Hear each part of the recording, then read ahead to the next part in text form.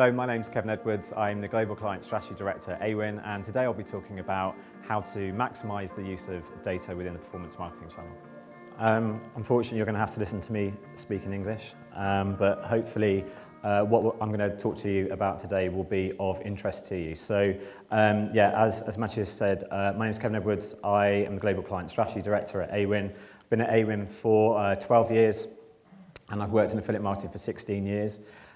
We always tend to say every year that this year's going to be transformational, something kind of really key is going to happen this year, but I genuinely think that in years to come we'll look back on this year and say that this was a really transformational year, not specifically for affiliate marketing but generally for digital marketing. And so what I'm going to talk to you about today is essentially a presentation in two parts. The first part, I'm going to talk to you about the general digital challenges that we're all facing and about how a series of challenges have come about that have kind of coalesced at the same time to create a perfect storm whereby it's not a choice for us about whether we change how we do digital marketing. It's a fact that we have to. And then I'm going to talk to you about why I think affiliate marketing is really quite well placed to address some of those key challenges. And then finally, I'm going to talk to you about how some of our clients are going about meeting some of those challenges and doing so in a way that is respectful of data. Because what underpins a lot of what I want to talk to you about today is that just because we can capture lots and lots of data, and that's certainly been the flow of traffic over the years, we want to, we're increasingly capturing more and more data. Just because we can, we shouldn't. We shouldn't necessarily capture all the data that we can do. That's one of the core things that underpins some of the principles of the GDPR. And so it's about understanding how we can capture data, consumer data in the right way, and then use it in a respectful way to market to consumers. So I'm not a salesperson, you'll be pleased to know, so I'm not going to pitch to you, but just in case, for some context, in case you're unfamiliar with AWIN, we're the largest affiliate network in Europe. We have offices across Europe, we also have offices in North and South America, and we also have a partnership with a network in Australia, so we have APAC region coverage as well. In terms of our reach, we work with around 13,000 advertisers. A lot of them want to run increasingly global programs, so expanding into other territories outside of their own borders. And on average, our advertisers have been with us for about 5 years. So that's the sales pitch done. So I mentioned that I wanted to divide this presentation into two sections. So the first section is really talking conceptually about data and some of the core challenges around it. So I don't think it's an exaggeration to say that digital marketing is increasingly under scrutiny. I originally changed the title of this slide because I said it was in crisis. Actually, if you listen to some commentators, they would actually say that digital marketing is in crisis. And I think that pressure is coming from a variety of different areas. So you have pressure from tech companies, as been mentioned. So ITP through Apple. Mozilla have also announced that they're going to make even more stringent changes to Apple, and that will effectively eradicate a form of tracking. Now, the reasons behind this are, well, they're complex, they're not straightforward, but that poses a challenge to digital marketing. It poses a challenge to affiliate networks in particular. Incidentally, we've just launched a white paper on ITP and the challenges for affiliate and what you can do to mitigate the risk. So if you go onto our website, you can download that white paper. We're also facing challenges from regulators. This year is the year of GDPR, and in 2 years' time, we'll also have the privacy regulation coming in as well. And these are fundamentally questioning how data is shared online. We also have the challenges from brands, and then ultimately the challenges from consumers. So these are some of the core things that we need to address. So ad fraud is rife and standards are weak. So hopefully some of you will be familiar with Mark Pritchard. He's the Chief Marketing Officer at Procter & Gamble. He's been more on advertising than any other company in the world. And he made a really pivotal landmark speech at the beginning of last year in New York. And he said that for him, digital marketing is broken. And he said that the ad tech system is opaque at best and murky at worst. And effectively, he kind of was a rallying cry to brands to actually take stock of what they were doing and really challenge the companies they were working with. They work with dozens of agencies across the world. They have dozens of brands, and they were working with dozens and dozens of ad tech companies. And he was saying, this supply chain is broken. You don't know who these companies are. You don't know how they're sharing your data. And you should really challenge them on it. Now, a really worrying thing for the digital industry is that he then cut $200 million from their ad spend, digital ad spend, and it had no impact, no negative impact on their sales whatsoever. So that's a core challenge. He's also, as a result of that, a lot of brands were then deciding to actually have shifted a lot of their activity in-house. Now, I don't see that necessarily happening within the affiliate channel, but by association, the affiliate channel has to address some of these issues, because he was predominantly talking about programmatic and display, retargeting, remarketing, typically which don't fit within or sit within the affiliate channel, but we get associated by those things. I mentioned GDPR. They require data light solutions. They also require us to be respectful of data. So as I said, if you just because you can capture the data doesn't mean that you should. And then finally, I'd say consumers are turning off their ads in their millions. We know that ad blocking is a problem for publishers. Ad blocking continues to grow, and it continues to challenge digital ad models. We are in a position where consumers expect to access online services for free, and I'll come on to talk about this in a little bit later, but that doesn't mean they don't have a value associated with them. So why can affiliate marketing meet the challenge? Well, in its simplest form, it's very data light. So ahead of GDPR, one of the key things that we did was we carried out a privacy impact assessment, which I'm sure some of your businesses have also done. And within that privacy impact assessment, which ours ran to more than 70 pages, and we assessed all of the data that we capture, all of the personal data that we capture, and we had to kind of decide the extent of data that we captured, why we captured it, what it looked like, and a lot of this information we've been sharing with our clients on request as well. And actually the data that we capture is pretty technical, it's pretty functional. So there's two core pieces of personal data that we capture according to the definition of GDPR, and that's IP address, which we capture, which we associate with every transaction, but we've pseudonymized it, so we've truncated, and we've also anonymized it, hashed it as well, so it's a pseudonymized piece of data. Now, we also use that for anti-fraud measures as well, so it's quite a technical piece of data. We also capture the order ID. Now, we don't pass that on to the advertiser, to the publisher, but typically that is also a pseudonymized piece of data as well. So it's quite data light in that respect. In its purest form, the affiliate channel is quite data light. It's also quite transparent. So I did previously have a slide in here which showed an experiment that the Guardian newspaper in the UK did, which they basically they sold their inventory and then they bought their own inventory back through various different suppliers. And they actually only ended up with 30 pence back for every pound that they spent. So 70% of their money was going, and they didn't really know who all of these businesses were, and all of their data was being shared. Well, from an affiliate perspective, it's quite straightforward. You have a publisher here, an advertiser here, and then potentially an intermediary who's arbitrating that relationship. It's also an easy to understand transactional relationship. But the key thing that I want to get across today, which I think is critical to how much data that we capture as a channel, is how publishers have been able to very much create a value exchange. So what do I mean by value exchange? Well, if you think about it, the majority of companies that operate within digital marketing have no relationship with consumers. So we as a network don't talk to consumers, our publishers talk to consumers. But publishers are in a really, really special position in that they have the ability to communicate the benefit of their business models. And typically they're able to do that and offer those services for free. And really the core challenge is encouraging affiliates to do and publishers to do that more. I think value exchange is going to be a concept that we're going to hear a lot more about in the coming years because consumers expect something in return for their data. And as I say, affiliates are uniquely placed. So one of the core things that I think that affiliates don't necessarily do very well is communicate that value exchange. And I think it's beholden on all of us to help them do that. And this is something that isn't new, it's not a new concept. And actually it's something that consumers are quite happy to get involved with. So a Deloitte survey found that 4 in 5 US consumers were willing to share personal data for a clear personal benefit. So if publishers can express what that clear personal benefit is through their free goods and services that they offer, then they're really, really well placed to meet the challenges of our new data age. So take a cashback site, for example. I know as a consumer that I go on and I'm going to share certain bits of information with them, but I get a very tangible return for that. It might be £100 for an insurance switch or 5% on an e-commerce purchase.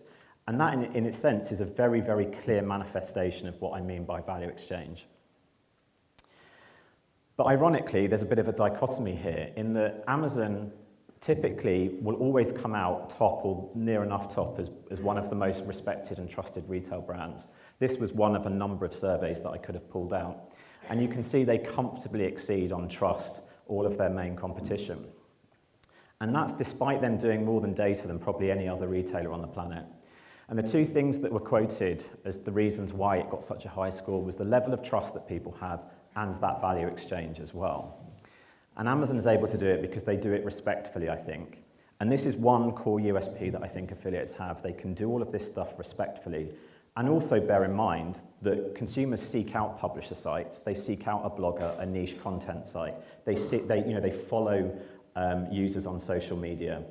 They sign up to a cashback site. They find the voucher and the coupon site. They're proactively going and finding these things because they know they add value to them.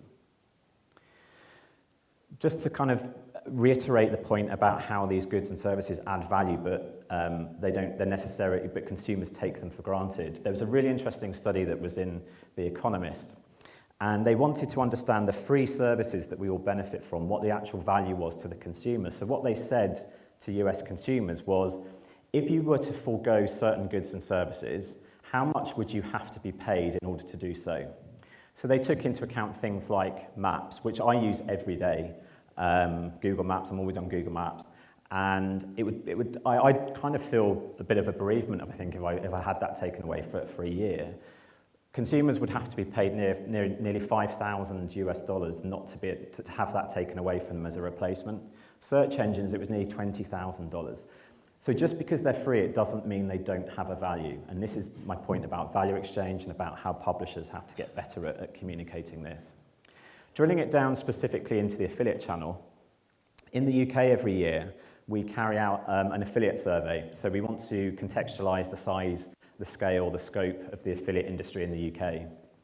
And as part of that, what we do is we survey 2,000 UK consumers and we ask them how frequently they use goods and services that are associated with the affiliate channel. So they don't necessarily know the commercial model, they would necessarily consider them to be affiliates, but they know what the goods and services are. So a price comparison website. Have you used a voucher code website? Have you visited a loyalty website? Used an expert website on a particular subject and so on? And what they found is that in the 6 months prior to October 2017, which is the most recently available data that we have, that 70% of UK consumers had accessed one of these services. So I think so to draw this kind of first part to a conclusion, I think that what this demonstrates is there's a real appetite amongst consumers for publisher models out there. And publishers have been offering these goods and services for free. And one of the reasons that I think consumers like them is because, because they're seeking them out and so they're choosing to use them, but also affiliates do so in a respectful way that's respectful of data, and there's a very clear manifestation of the value exchange. So I wanted to give you a few examples now about how I think publishers have been doing some quite innovative and interesting things, and also how some of the analysis of that data afterwards has shown some quite interesting insights. So it's no surprise that if you were to launch a kind of a really compelling site-wide discount code, that you're probably going to generate a lot more revenue. No big shock there, certainly if you're a big brand. So we work with Burton, who are part of the Arcadia group, who own Topshop. And this offer was run, it's not a particularly recent one, but it's still a really interesting one from the analysis they carried out. And they wanted to run in-store promotions, but they also wanted to run online promotions as well, and also codes that you could redeem on your phone as well. So they ran a 25% off in-store, also a 25% online as well, online.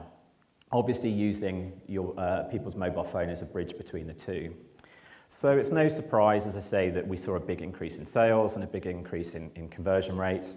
It's also not a terribly big surprise that we saw an increase in average order value because compelling codes, typically people buy more to save more. So we typically do see average order value increase as well.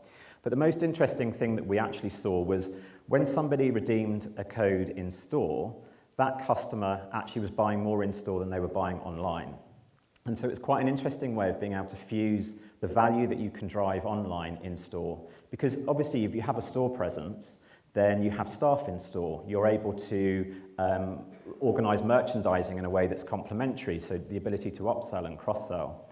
So the fact that we saw a higher increase in average order value in store, I think was one of the key takeaways from this.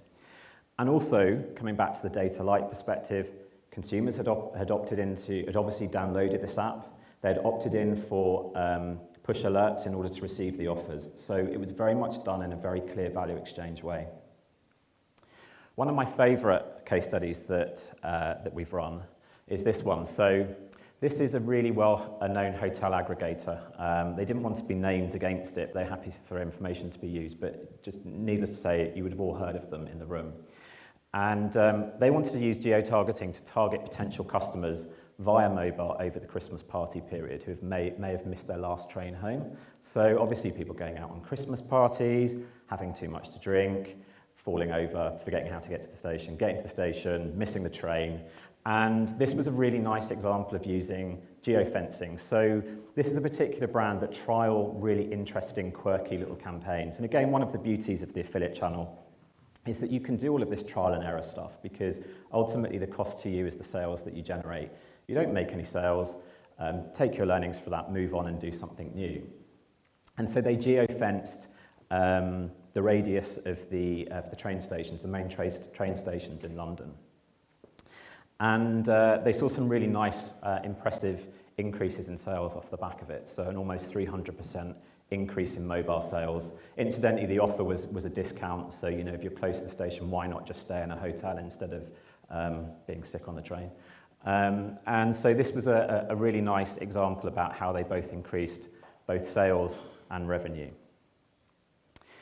So influencer marketing has already been mentioned, and it's an interesting one because I'm still of the opinion that the affiliate channel hasn't done a particularly good job of assimilating influencer within the channel. For me, it should be a natural part of the affiliate channel because a lot of original influencers are actually traditional affiliate models.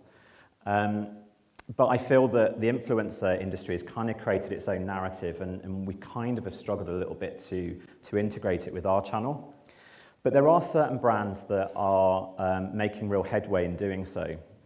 And I've recently been working on a variety of different award submissions across various different awards.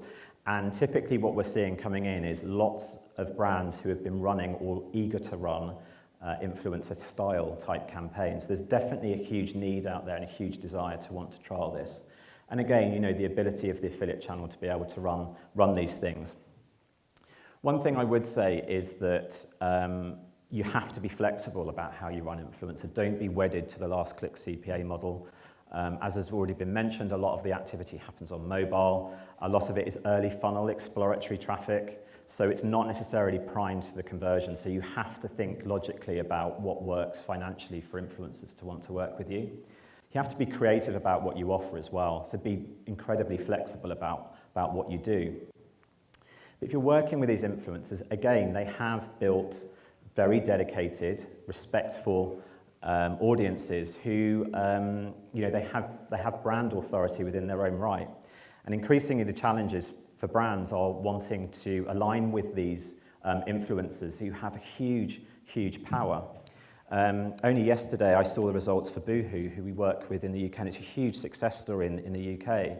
And their sales have increased a huge amount in the last year, and they've put that down almost exclusively to their work that they've done with influencers over the past 12 months. Now, that predominantly sits outside of the affiliate channel, but it's still a big testament to how a hugely successful online brand has made it work for them.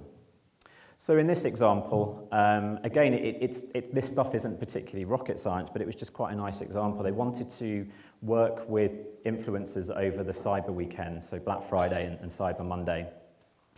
And they reached out to a variety of influencers who they wanted to push sort of very positive messages around beauty. And so they reached out to some influencers who had a total reach of over 10 million users. They offered kind of free products, exclusives, kind of very, very tightly controlled sort of brand partnership creative, which was really neatly done. And over Cyber Weekend, they generated 1 million affiliate clicks, almost 50,000 sales, and 3 million euros in affiliate revenue, which was a very significant increase for them. And off the back of it, they've continued to iterate and work with those influencers. So they're kind of three specific case studies as such, but one thing to also consider around personal data is as soon as you start to aggregate it, it ceases to become personal data. So you can still do some interesting stuff around data aggregation and optimization within the channel. So we work with a big telco company in the UK, and one of the key metrics for them is customer loyalty. You know, it's a one-off purchase, and then you hope to retain that customer over, well, the period of years, you know, potentially a lifetime.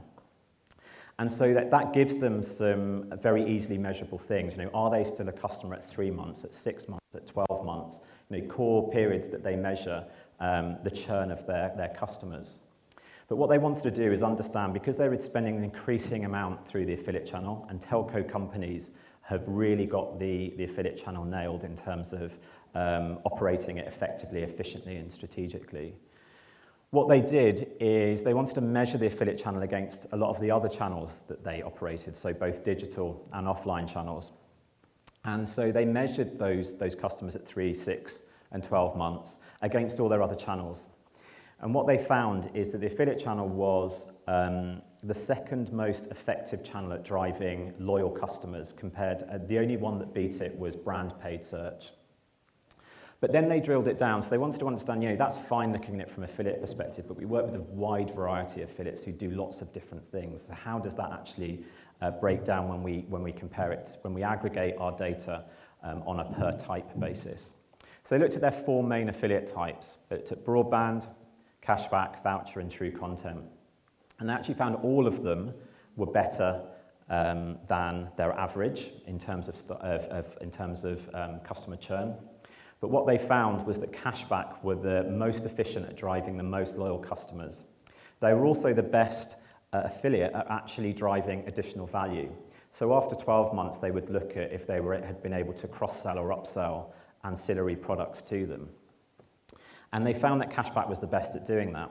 Now, cashback is particularly interesting because you have kind of a unique lever with cashback in that you can do lots of A/B testing with it. So we've worked with other clients in the past as well who they say, well, we want to know what the elasticity of the commission rate is. You know, if we were to push the commission rate up by an extra £50, well, we're going to potentially drive quite a lot more customers, but are they as good quality customers? Will the quality of the customer diminish based around what our cashback rate is? So you can do some really interesting things with cashback sites. And obviously, again, you know, cashback is probably the most protected in our digital age because the legal basis that they can use is kind of quite distinct in that they're probably using contract as a legal basis to store personal data. And that's because you have chosen to sign up to this service and you've chosen to be tracked online through it. So they're really, really very protected when it comes to our new data privacy age. The last one that I wanted to touch on is about connecting post-transaction data. So we've already talked about measuring post-transaction. So what's that look like from a retail perspective? So one of our major retailers wanted to understand what post-transaction behavior looked like for customers that were initially tracked through the affiliate channel. So these were customers who were new to the brand, and they tracked 1,500 of them over the course of the next 12 months. And they found that those customers came back and they spent an additional £767,000. The average spend was £511, and on average they tracked an additional 3.3 sales from those initially affiliate referred customers. A couple of really interesting insights from it. E-commerce apps are particularly good at building loyalty, so they found that when customers actually came back and transacted through their e-commerce apps, they actually found that on average they transacted 5 times. And interestingly, only £100,000 of that revenue came back again through another affiliate link. So you can make a very strong case here for saying that if you subtract that 100,000 from the 767,000, that gives you a really strong indication about how incremental affiliate sales can be. So finally for me, I kind of just stuck these slides in at the end because I thought they were just quite interesting ahead of Black Friday. We're less than 2 months away from Black Friday now. It's by far and away the biggest day for us on the network, and what I wanted to do is just share a few Polish insights. It doesn't really fit with the rest of the presentation, but I just thought I'd stick them in because we had some quite nice insights for the local market. Incidentally, we've got loads of this information and it's publicly available as well, so if you are interested, do go and see the team upstairs who will be able to, and I'm around for the rest of the day, so if you wanted to find out a little bit more, do come and speak to me about it. That was the kind of split of sales that we saw last year. You can see that Eastern Europe wasn't quite as impressive as some of the other territories we saw, but a 45% year-on-year increase is still pretty impressive, and we're expecting to replicate that again this year. One of the things that I always say one of the things that we're seeing increasingly, especially in the UK, is brands going earlier and earlier and earlier. So last year, our biggest year-on-year day that we saw in the UK wasn't on Black Friday, it was actually on the Monday preceding Black Friday, and that's because brands are increasingly pushing their offers earlier. And also, if you have your offers early, bear in mind that consumers are actually searching at midnight, so they're actually waiting, they're really engaged consumers are waiting at midnight. So these are our sales that we tracked across the course of the 24-hour period. And then the final point on this was our top 3 client sectors by revenue share and device. And I think the point that I'd also make on this is we carried out a consumer survey and we found that almost half of consumers were actually shopping for themselves on Black Friday.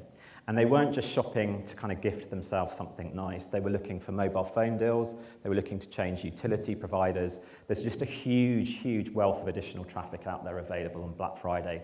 So if you don't think that you comfortably fit within the Black Friday gifting, shiny products model, then don't think that Black Friday isn't for you, because it really is. So I've got 2 more minutes, but I should be done pretty soon. I just wanted to tie all of those initial things together. So I think that in this day and age, we really have to strike the balance right about how we track data and what we do with that data. So from an advertiser perspective, they want security. They want to know that where their brands are appearing are where they're supposed to be. They want to know that the solutions they're using are quite data-light and respectful of their customers. For users or consumers, I think they expect to have their data treated respectfully. GDPR is all about empowering consumers. Interestingly, I haven't seen it anywhere else, but the hotel that I'm staying in over the road, there's a sheet where it basically explains all my data rights, and it gives me an email of their data protection officer that I can email should I have any complaints about how the hotel uses my data, which I thought was really fascinating. But it's kind of very much that direction of traffic, about empowering and educating consumers about making the right decisions about their data. And then ultimately, the publishers have the opportunity to communicate what that value exchange is to consumers. And if we strike the right balance, then what you typically will find is that affiliate marketing is at the center of a lot of those conversations. So that's everything from me. Please do email me if you have any follow-up questions. As I say, the team is upstairs, and there's about half a dozen here from the local team. So please do come and speak to us today, but thank you very much. Driving sales for our partners since 2000. With award-winning affiliate marketing solutions and exceptional service, Xanox and Affiliate Window were rebranded in March 2017 to become one global network, AWIN.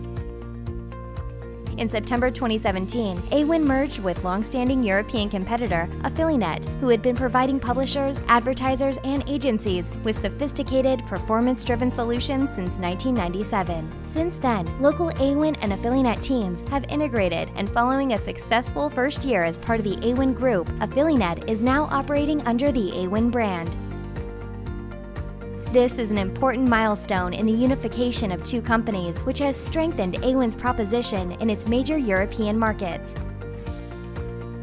AWIN now comprises 13,000 advertisers, 100,000 sales-active publishers, making sales in 180 countries around the world, facilitated by over 1,000 employees in 15 offices worldwide. Every 24 hours, 260 affiliates join our network. In the last 12 months, we've generated 13.6 billion euros in revenue for our advertisers. We offer a powerful and consistent approach to affiliate marketing, sharing local best practices globally, continuing to elevate standards. We are affiliate marketing. For more information or to get in touch, visit us at awin.com.